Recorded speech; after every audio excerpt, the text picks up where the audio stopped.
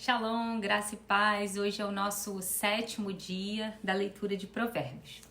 E o livro de Provérbios, o capítulo 7, inicia destacando o guardar o mandamento. E ele cita o que lá em Deuteronômio é estabelecido. Aqui no versículo 3 ele diz: ata-os aos teus dedos, escreve-os na tábua do teu coração.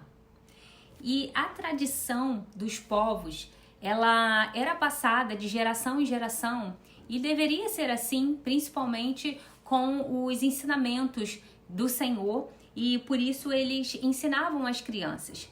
E quando o texto fala de atar a palavra de Deus nas mãos, com o passar do tempo, os judeus eles copiaram os textos bíblicos e colocavam em pequenas caixinhas de couro que eram chamadas de filactérios, que eram então presas ao braço. Eles amarravam assim ao braço esquerdo e enrolava em uma das tiras na mão esquerda e a outra caixinha na testa entre os olhos como uma frontal. Você já deve ter visto algum vídeo de judeus orando e com esses filactérios. E era de extrema importância em sua cultura para a leitura do que eles consideram como chamam de Shema, que é o texto de Deuteronômio 6, versículo 4 e 5. Os versículos, eles também eram colocados em mezuzás, que eram prendidas nas portas ou nos portões das suas casas. E esse costume, ele é observado até hoje. A mezuzá era um pequeno rolinho assim de pergaminho que contém esse texto de Deuteronômio, que é o Shema: ouve Israel, o Senhor é o seu Deus. Então, em cima da porta e dentro dessa, escrito ali, tem as letras Shin, Dalet e Yud, que formam um acróstico das palavras hebraicas que é Shomer Dalet Israel, que é guardião das casas de Israel. Então era uma cultura, isso se estabeleceu dessa forma, e aqui Salomão traz esse ensinamento novamente. No versículo 4 ele também fala: dize a sabedoria, tu és minha irmã, e a prudência chama da tua parente. Perceba que ele está trazendo não só a familiaridade, mas lembrando da ligação de sangue. Porque um irmão, ele carrega o DNA do outro, né? Então ali ele está falando sobre essa questão.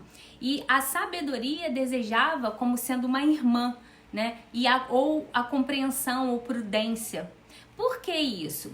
Porque todo esse guardar da palavra também era para instruir esse jovem a não cair nos planos de uma adúltera, já que ela, a adúltera, o considera como falto de juízo ou carente de senso, ou seja, ele não tinha capacidade. E aí o seu andar era sem rumo, percebendo-se perdido, e ele se torna então alvo para essa mulher que tinha planos traiçoeiros, destruidores para ele. O texto vai falar que ela é uma mulher casada, que agarrou esse jovem e o beijou. E ela o chama para comer da carne dos sacrifícios pacíficos que ela oferecia. Veja bem, a carne dos sacrifícios de animais deveria ser comida no dia do sacrifício ou no dia seguinte. Se não fosse comido, deveria ser queimado. Ela está cumprindo um ritual religioso que está na lei. Nesse caso, as ofertas pacíficas consistiam num sacrifício oferecido por alguém que celebrava uma bênção recebida ou buscava a bênção de Deus.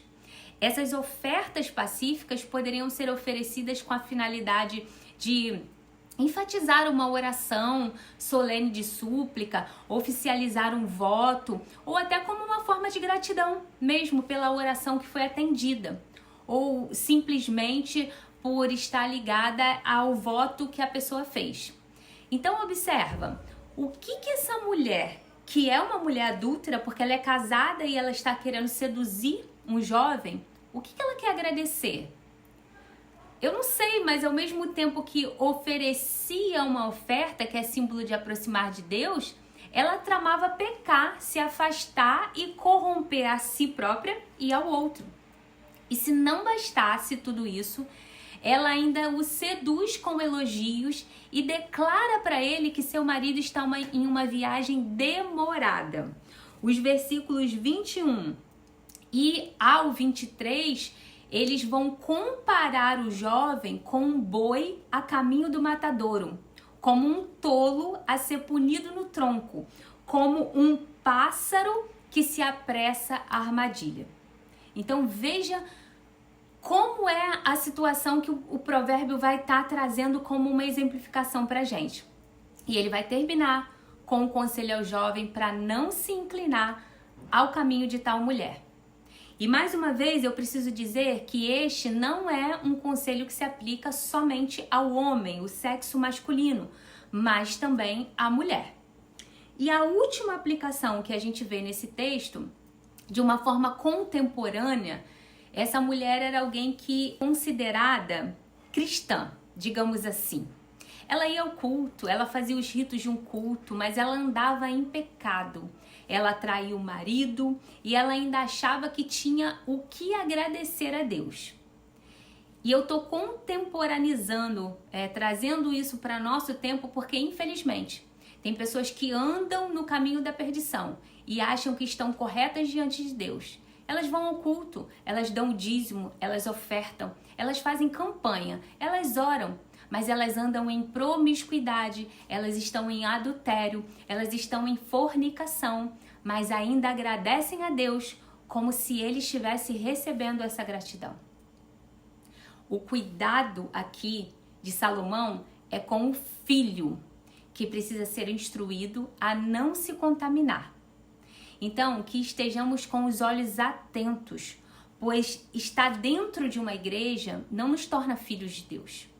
Os nossos filhos e nós mesmos precisamos saber disso e, mais ainda, discernir sobre o caminho que andamos e com a companhia de quem estamos andando. Então, tanto para os nossos filhos quanto para nós. O versículo que eu quero destacar é o 2. Guarda os meus mandamentos e vive, e a minha lei como a menina dos teus olhos. E vamos refletir hoje sobre isso. Eu tenho sido irmã da sabedoria e parente da prudência em tudo que eu faço e com quem eu convivo. Eu me relaciono e até me envolvo emocionalmente, amorosamente e espiritualmente. Vamos refletir sobre isso? Então, até amanhã, se o Senhor assim nos permitir. Shalom, shalom.